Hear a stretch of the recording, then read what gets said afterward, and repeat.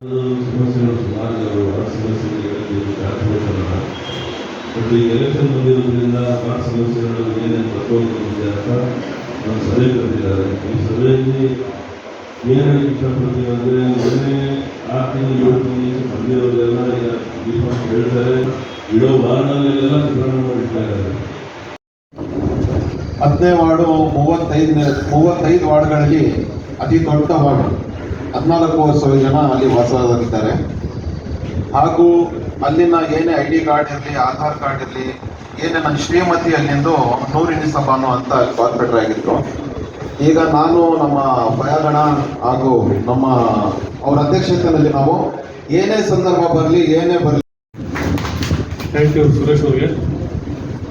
ಈಗ ನಜರಾಬಾದ್ ವಾರ್ಡಿಗೆ ಸಂಬಂಧಪಟ್ಟಂತೆ ಶಕೀಲ್ ಅವ್ರು ಮಾತಾಡೋದು.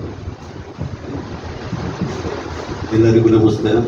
ವೇದಿಕೆ ಮೇಲಿರುವ ಎಲ್ಲ ಗಣ್ಯರಿಗೂ ಮತ್ತು ವಾರ್ಡಿನ ಎಲ್ಲ ಅಧ್ಯಕ್ಷರಿಗೂ ಕಾಂಗ್ರೆಸ್ಸಿನ ಎಲ್ಲ ಕಾರ್ಯಕರ್ತರಿಗೂ ನನ್ನ ಅಭಿನಂದನೆಗಳು. ಮತ್ತು ಈಗ 12ನೇ ವಾರ್ಡಲ್ಲಿ ಕೆಲವು